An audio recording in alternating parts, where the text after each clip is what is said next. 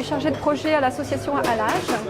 L'association Alage est une structure d'insertion par l'activité économique. Et nous menons aussi des jardins solidaires. Ce sont des jardins avec des ateliers, des jardins partagés avec des ateliers. Je suis agronome, ça fait sérieux, écologue. Donc je m'intéresse aux plantes depuis, les plantes cultivées, les plantes sauvages depuis très longtemps. Et alors, je suis surtout quelqu'un qui a créé à Paris les premières découvertes de la nature sauvage pour le grand public. Et donc j'ai créé un ensemble de parcours qui s'appelle Paris Côté Jardin, où je découvre tous les quartiers sous l'aspect, entre autres, nature, environnement, mais également l'histoire, l'architecture, parce que c'est la ville qui est intéressante dans tous ces aspects, et la nature n'est qu'un élément. Je travaille à la mairie de Paris depuis une quinzaine d'années.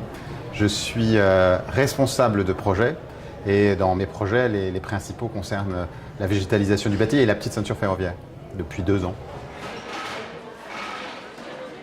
Actuellement, ce serait quelque part de laisser la nature faire ce qu'elle veut, tel que c'est aujourd'hui, c'est-à-dire limiter au maximum l'intervention humaine. Donc ça, ce serait effectivement une façon de préserver et de sauvegarder.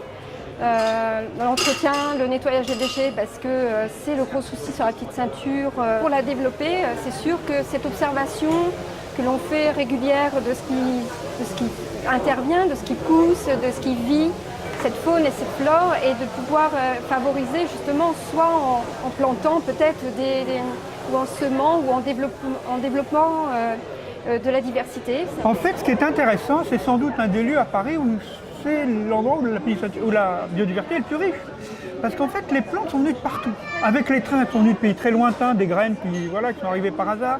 Elles sont venues des jardins à côté. Elles sont venues des plantes qui poussent à Paris naturellement. Et donc, à mon avis, la meilleure manière pour qu'elle soit la plus grande possible, c'est de la laisser telle qu'elle. Le problème, c'est que c'est malvenu. Et on peut évidemment... Enfin, malvenu. On peut comprendre, on est dans une ville, c'est un espace qui est extraordinaire, qui est fermé officiellement. Évidemment, plein de gens vont le découvrir, cet espace, mais c'est fermé. Et quand on va le découvrir comme ça, on est émerveillé par cet espace de sauvagerie en plein Paris. C'est une merveille, c'est un endroit étonnant. Dès qu'on va faire quelque aménagement que ce soit, ça va être complètement modifié. Alors voilà, je pense qu'elle est aussi riche qu'elle puisse l'être, en plus adaptée à un milieu qui est très divers, très varié, et que de toute façon, si on veut l'améliorer, on ramènera des choses et que ça la transformera plutôt que ça l'améliorera. Pour la préserver, la renforcer, je pense qu'il faut d'abord mieux la connaître. Et donc tout ce qui peut contribuer à la bonne connaissance, d'abord par les scientifiques et ensuite par les Parisiens. Je pense que ça, c'est de nature à nous aider à préserver la biodiversité. Le deuxième moyen pour la renforcer, c'est d'avoir des actions qui le permettent, parce que je ne pense pas que la biodiversité dans un milieu urbain se préserve toute seule. Si on laisse les choses aller, c'est l'envahissement et ce n'est pas forcément bon pour ce qu'on souhaite préserver, c'est-à-dire des espèces ou des essences qui sont peut-être moins familières, qui sont moins invasives que les autres, donc il faut aussi agir. Quelque part, en fait, on a construit une idée, c'est de se dire est-ce que l'on pourrait faire venir l'écureuil? On a choisi en fait un animal, une sorte d'animal fétiche. On sait qu'il est aux portes de Paris et se dire est-ce qu'on pourrait arriver à le faire venir jusqu'ici?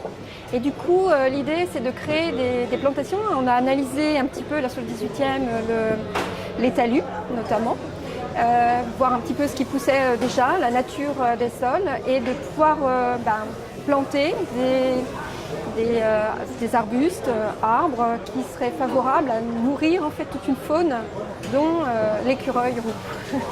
Du coup, elle est tellement bien comme ça.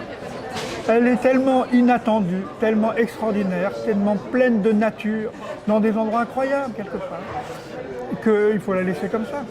Alors, ça revient à une autre contrainte, c'est que si on la laisse comme ça et qu'on l'ouvre, elle ne va plus rester comme ça. Alors voilà. Contrainte. Et là, j'ai pas de réponse. On l'ouvre, on est dans Paris, on ne va pas la garder pour quelques personnes, on l'ouvre. Mais si on l'ouvre, elle va changer. C'est l'évolution. La nature évolue depuis des millénaires. La petite ceinture va évoluer sur quelques dizaines d'années, sur quelques siècles. Je pense que pour avoir une petite ceinture rêvée, il faut l'imaginer comme elle est, c'est-à-dire extrêmement diverse. On a peut-être une image de tranchées ferrées avec des rails en bas et puis des arbres en haut. En fait, ça, c'est une forme de la petite ceinture, mais il y en a beaucoup d'autres, les viaducs, les tunnels.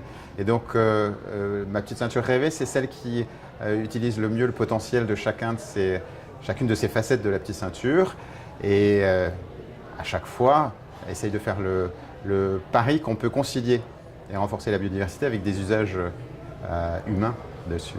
Voilà ce que serait ma petite ceinture préférée.